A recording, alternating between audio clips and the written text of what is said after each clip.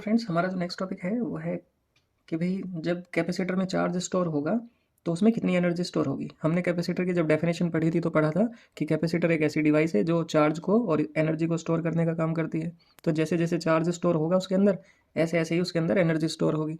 तो हमें समझना है कि कैपेसिटर के अंदर एनर्जी स्टोर क्यों होगी और कितनी एनर्जी स्टोर होगी कैपेसिटर के अंदर। तो सपोज़ मेरे पास ये कैपेसिटर है और मैंने इस कैपेसिटर को चार्ज करना शुरू किया। मैंने इसे कुछ चार्ज दिया और मान लिया इस पे क्यू चार्ज आ गया अभी फ़िलहाल की स्टेज पे। इधर प्लस क्यू है तो इधर कितना हो जाएगा, माइनस क्यू हो जाएगा। अब आप सोच के देखना कि अगर मैं इसे और कोई चार्ज देना चाहूँगा, मान लिया मैं इस पे डी क्यू चार्ज और ज़्यादा ऐड करना चाहता हूँ। ऑलरेडी उधर कितना प्लस क्यू चार्ज है और मैं इसे प्लस डी क्यू चार्ज और ऐड करना चाहता हूँ इस वाली प्लेट पे।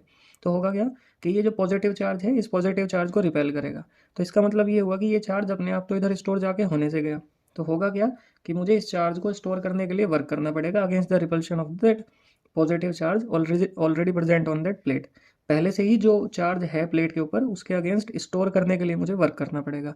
और वो जो वर्क डन होगा, जो मैंने करा होगा इस चार्ज को इस प्लेट पे या इन प्लेट्स के बीच में स्टोर करने के लिए, that work done stores in the form of the electrostatic energy जो कैपेसिटर के अंदर होगी।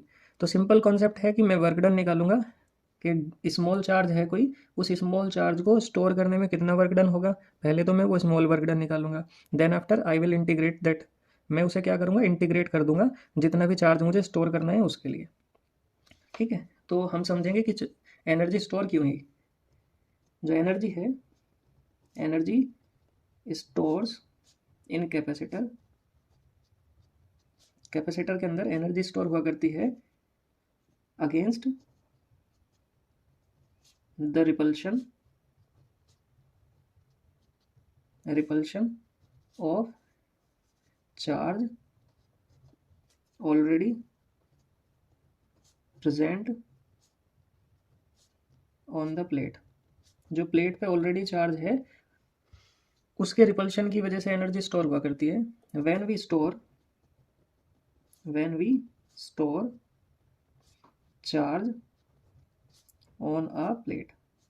जब हम किसी प्लेट पे चार्ज स्टोर करते हैं तो जो वहाँ पे ऑलरेडी चार्ज है उसके रिपल्शन की वजह से ही एनर्जी स्टोर होगी। Suppose we add small d q. हमने कोई छोटा सा charge suppose we add small d q charge on plate of capacitor. हमने कैपेसिटर की प्लेट पे एक बहुत छोटा सा चार्ज है स्टोर किया इसे। तो इसे स्टोर करने में कितना वर्क डन होगा, तो work done in storing that amount of charge.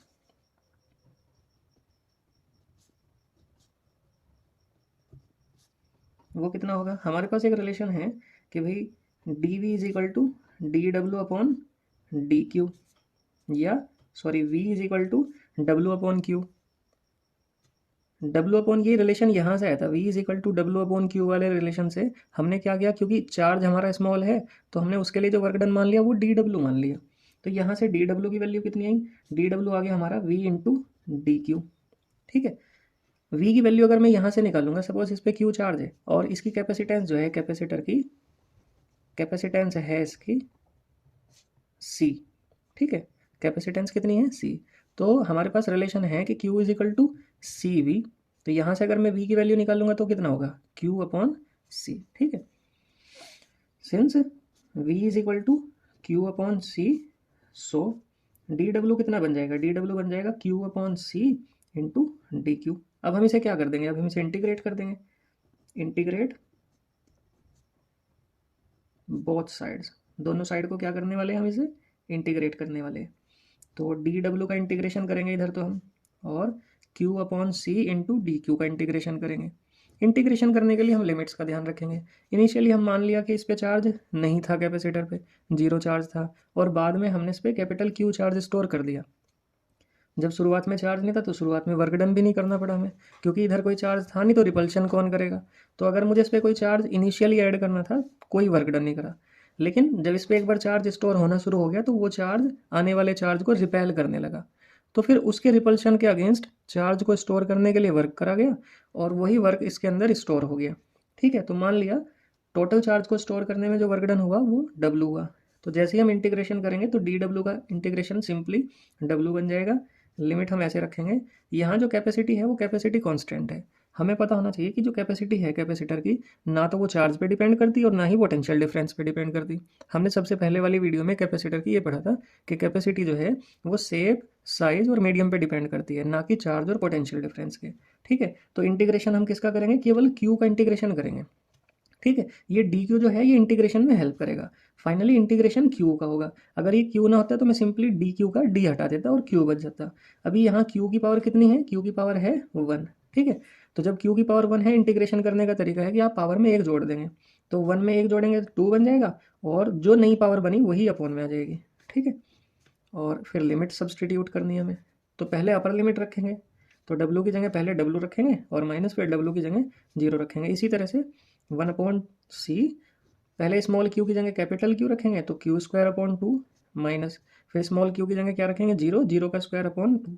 0 का स्क्वायर 0 होगा, 2 से डिवाइड करेंगे तो भी 0 ही रहेगा। बचेगा क्या, बचेगा ये 1/2 क्यू स्क्वायर अपॉन सी। ये जो वर्क डन है यही किसके फॉर्म में स्टोर हो जाएगा, इलेक्ट्रोस्टैटिक एनर्जी की फॉर्म में। तो ये कैपेसिटर के अंदर एनर्जी स्टोर होगी। एक बात और ध्यान रखेंगे, क्योंकि Q is equal to c v है तो मैं इसे यहाँ रखूँगा।